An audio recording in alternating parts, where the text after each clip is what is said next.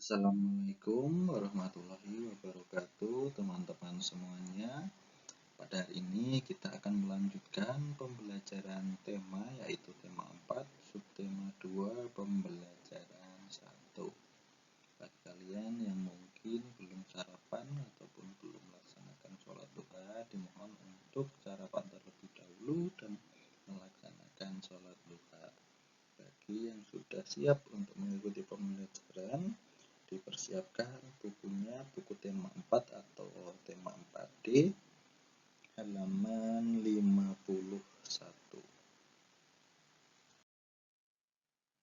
Halaman 51 ini kita memulai pada pembelajaran 1 subtema 2. Pada pembelajaran sebelumnya kalian telah mempelajari berbagai jenis pekerjaan. Nah, pada kesempatan kali ini kita akan mempelajari sebuah cerita tentang tokoh yang bernama Ibu Diana. Cerita ini berjudul Mengarungi Lautan Demi Kemanusiaan. Kalian baca terlebih dahulu cerita tentang tokoh Ibu Diana yang rela berkorban untuk membantu orang lain demi kemanusiaan. Seperti apa nanti cerita selengkapnya kalian baca terlebih dahulu, kalian pelajari sampai selesai cerita tersebut. Nah, jika sudah, kita akan mempelajari atau membahas pertanyaan-pertanyaan yang berkaitan dengan cerita tersebut. Pertanyaan yang pertama, apa pekerjaan Ibu Diana? Nah, sesuai dengan bacaan yang sudah kalian baca tadi atau cerita yang sudah kalian pelajari, pekerjaan Ibu Diana yaitu merupakan seorang dokter yang bekerja di sebuah puskesmas. Pertanyaan yang kedua, di mana Ibu Diana bertugas? Ibu Diana bertugas di sebuah puskesmas di Kabupaten Pulau Morotai, Maluku Utara. Pertanyaan ketiga, apa tujuan Ibu Diana melakukan pekerjaan tersebut? Ibu Diana melakukan tugasnya sebagai dokter yaitu untuk membantu orang-orang mendapatkan pelayanan kesehatan yang lebih baik, khususnya adalah masyarakat di Pulau Morotai. Bagaimana sifat tokoh Ibu Diana? Sesuai dengan cerita tersebut, maka Ibu Diana ini adalah orang yang sangat peduli, sangat baik hati, dan punya jasa yang sangat besar khususnya pada bidang kesehatan, ya, karena beliau rela menghabiskan waktu berjam-jam hanya untuk melakukan perjalanan mencari masyarakat-masyarakat yang berada di daerah yang terpencil untuk memberikan pengetahuan tentang kesehatan dan membantu mereka mendapatkan pelayanan kesehatan yang lebih baik. 5. Apa pendapatmu tentang tokoh Ibu Diana? Ibu Diana ini tentu adalah seorang yang memiliki hati yang sangat mulia, sangat berdedikasi, rela berkorban, dan mau membantu sesama, sangat peduli terhadap nyawa sesamanya, sesama manusia. Nah, itu kurang lebih pembahasan kita tentang bacaan yang sudah kalian pelajari atau cerita yang berjudul Mengarungi Lautan Demi Kemanusiaan. Dan sudah, kita lanjutkan pada halaman 53. Nah, pada halaman 53 ini bagian atas, ayo belajar. Kita akan mempelajari salah satu jenis kalimat yang tadi disebutkan juga dalam cerita. Dalam cerita tadi ada sebuah kalimat pada suatu paragraf yang berbunyi, meski sudah bersusah payah menjemput bola dan menggratiskan biaya berobat, dia masih harus teriak-teriak, ayo berobat gratis kepada warga.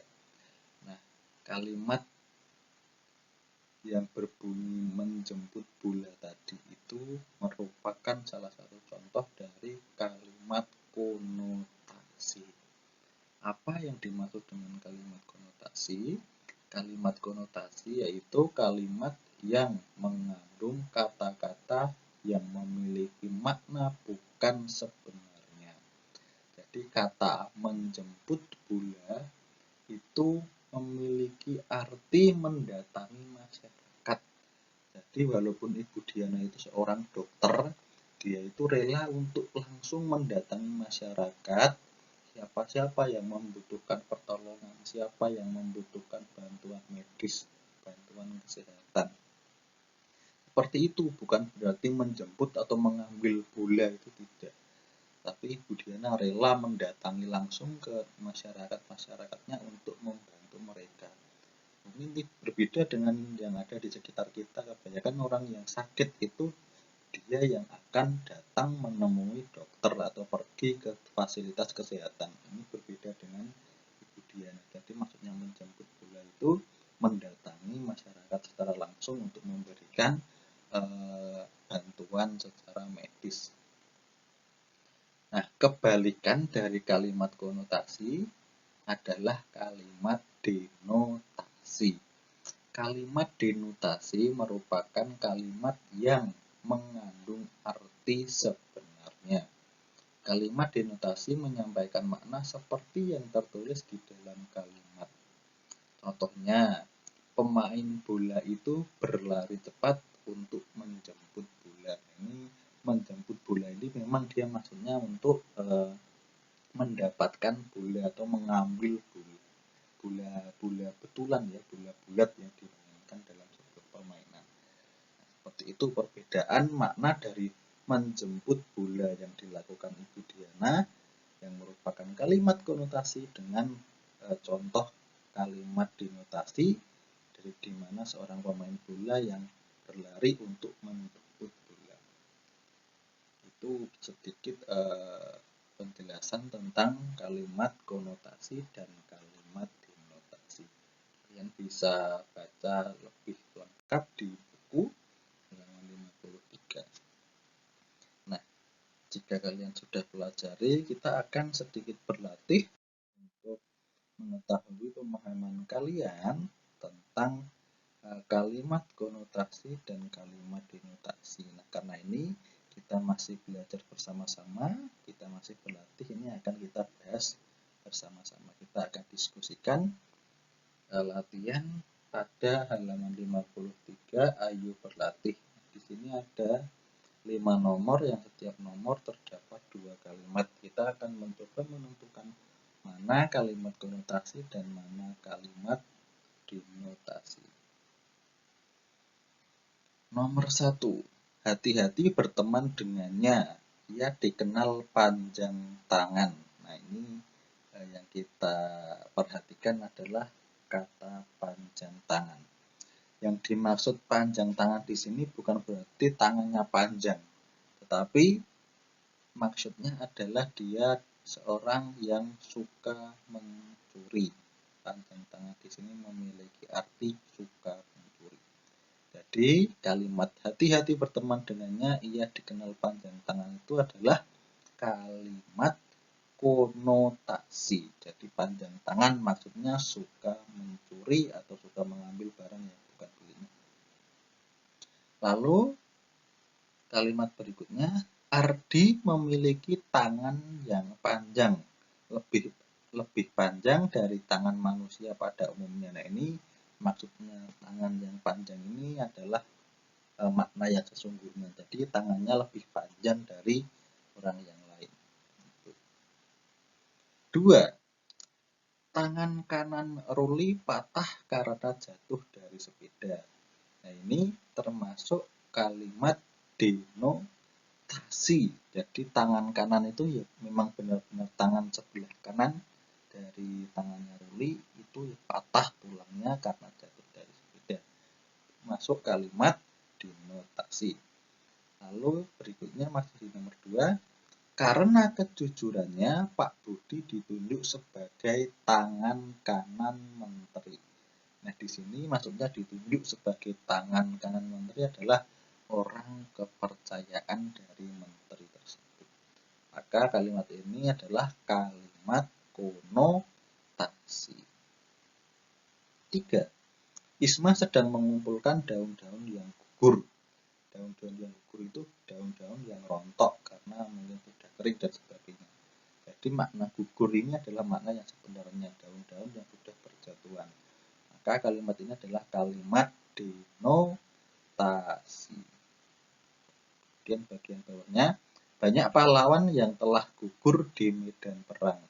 Pahlawan yang gugur ini maksudnya adalah pahlawan yang meninggal atau pahlawan yang kehilangan nyawanya saat berperang. Termasuk kalimat konotasi. 4. Karena krisis ekonomi, banyak perusahaan yang gulung tikar. Nah, bukan perusahaan yang menggulung tikar, bukan, tapi gulung tikar di sini maksudnya adalah bangkrut.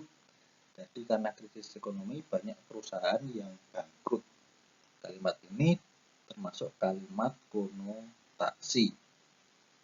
Selanjutnya, Roni membantu ayah menggulung tikar setelah acara kumpul keluarga selesai. Nah, Roni menggulung tikar ini benar-benar yang digulung adalah tikar ya. Jadi ini kalimat denotasi. Terakhir kelima, kumbang banteng memiliki kepala yang keras dibanding kumbang jenis lainnya. Jadi kumbang banteng ini kepalanya keras, makna yang sebenarnya yaitu kalimat denotasi. Budi keras kepala sehingga tidak disukai teman-temannya. Nah, di sini maksudnya Budi keras kepala itu adalah Budi dia ngeyel atau tidak mau menerima saran, tidak mau menerima nasihat. Jadi di sini adalah kalimat konotasi. Sampai di sini sudah paham. Nanti kalian bisa mencari referensi pada materi yang lain untuk menambah pemahaman kalian. Atau mungkin di pembelajaran selanjutnya kita akan menemui materi ini lagi. Kita lanjutkan terlebih dahulu. Nah, pada halaman 54 di sini ada beberapa latihan soal masih tentang kalimat konotasi atau kalimat yang memuat makna konotasi. Di sini sudah ada kata-kata konotasinya. Nanti kalian tinggal membuat kalimat yang sesuai, yaitu kalimat yang bermakna konotasi. Kita akan pelajari artinya terlebih dahulu supaya nanti kalian lebih mudah dalam membuat kalimatnya. Yang pertama ada kulit tinta. Kulit tinta di sini maksudnya adalah bisa diartikan sebagai seorang wartawan atau orang yang mencari nafkah dengan cara membuat artikel atau membuat berita atau membuat tulisan. Nah, itu maksud dari kulit tinta.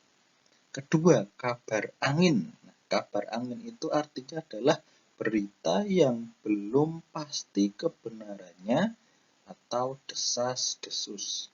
Itu kabar angin. 3. Rendah hati. Rendah hati di sini maksudnya adalah bukan hatinya rendah, tidak, tapi dia adalah orang yang memiliki sifat tidak sombong atau tidak angkuh. 4. Banting tulang. Banting tulang bukan berarti tulangnya dibanting, tidak. Jadi artinya adalah bekerja keras. 5. Lapang dada. Lapang dada ini artinya dia ikhlas atau rela, kurang lebih seperti itu. Nah, dari kata-kata tersebut, kata-kata 1-5 yang sudah kita artikan, kalian coba buat kalimat konotasinya seperti apa. Ditulis di buku tugas masing-masing. Kita lanjutkan.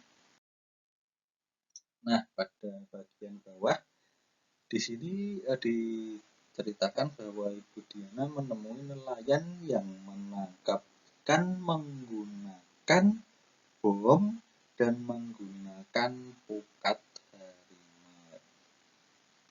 Kira-kira bagaimana pendapat kita atau pendapat kalian tentang hal tersebut? Kita bahas pada pertanyaan di halaman 55.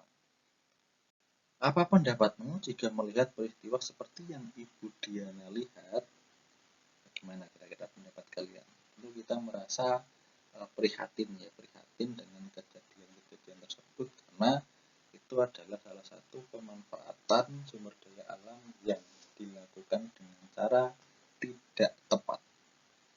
2. Apa yang terjadi jika semua nelayan menggunakan bom dan pukat harimau untuk menangkap ikan? Tentu akan merusak ekosistem, akan merusak kelangsungan habitat dari hewan-hewan yang ada di laut atau yang mereka tangkap. 3. Apakah kamu setuju dengan cara yang dilakukan dengan nelayan tersebut? Setuju atau tidak?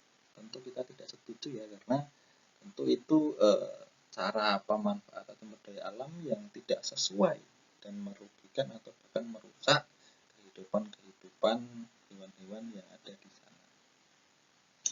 4. Apa yang akan kamu lakukan jika kamu melihat nelayan menggunakan bom, racun, atau pukat harimau untuk menangkap ikan? Kurang lebih yang bisa kita lakukan yang pertama adalah mengingatkan atau menegur. Kemudian kita bisa juga melaporkan atau menyampaikan kejadian-kejadian tersebut kepada pihak yang berwenang, misalnya kepolisian atau dinas kelautan dan sebagainya, supaya mereka dapat memberikan tindakan terhadap kegiatan ilegal tersebut. 5. Bagaimana cara yang seharusnya dilakukan nelayan agar kelestarian ekosistem laut tetap terjaga? Jadi tentu dalam penangkapan atau pemanfaatan sumber daya dilakukan dengan cara yang baik, tidak menggunakan cara-cara yang dapat merusak ekosistem, dapat merusak karang, tempat hidup ikan, atau bahkan membunuh hewan-hewan yang tidak kita inginkan, yang sebenarnya tidak ingin ditangkap tapi ikut mati. Itu kemudian pada halaman 55 bagian bawah ini ada bacaan tentang kegiatan illegal fishing. Nah, kira-kira apa itu yang dimaksud dengan illegal fishing? Kalian baca terlebih dahulu, kalian pelajari bacaan ini sampai selesai, sampai halaman 56. Kemudian jika sudah kalian pahami, kita coba bahas pertanyaan 1-5 sesuai dengan bacaan tersebut. Nomor 1, apakah yang dimaksud dengan illegal fishing? Illegal fishing adalah kegiatan penangkapan ikan yang tidak sesuai dengan aturan atau dengan undang-undang. Jadi kegiatan penangkapan ikan yang dilarang. Nomor 2, apa saja kegiatan yang termasuk illegal fishing? Ya seperti tadi, menangkap ikan menggunakan bom, menggunakan racun, menggunakan obat bius, dan menggunakan jaring pukat harimau. Mengapa masih saja ada nelayan yang melanggar hukum dengan melakukan kegiatan illegal fishing?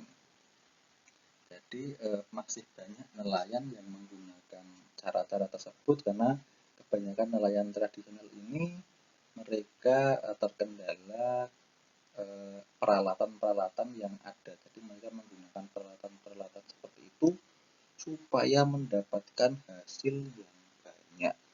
Walaupun mereka tahu bahwa cara-cara tersebut adalah cara-cara yang merusak. 4. Apa dampak penggunaan racun sianida bagi terumbu karang? Racun ini bagi terumbu karang, dia bisa menyebabkan terumbu karang memutih dan lama-kelamaan mati. 5. Mengapa penggunaan jaring pukat harimau dapat merusak lingkungan perairan? Karena pukat harimau itu dia sangat luas jaringnya dengan lubang-lubang yang sangat kecil dan rapat, sehingga nanti ikan-ikan kecil yang belum layak untuk ditangkap itu dia bisa ikut tertangkap, dan nanti ikan-ikannya tidak akan berkembang menjadi ikan yang besar. Ikan-ikan kecilnya semakin sedikit, kemudian nanti ikan-ikannya tentu akan sangat banyak berkurang karena tidak ada pertumbuhan ikan-ikan yang seharusnya nanti bisa menjadi lebih besar lagi. Selain itu, pukat harimau juga bisa merusak karang yang tersangkut pada jaring tersebut. Nah, itu kurang lebih materi pada hari ini. Untuk tugasnya seperti yang sudah dijelaskan tadi, membuat kalimat bermakna konotasi pada halaman 54, nanti ditulis di buku tulis masing-masing.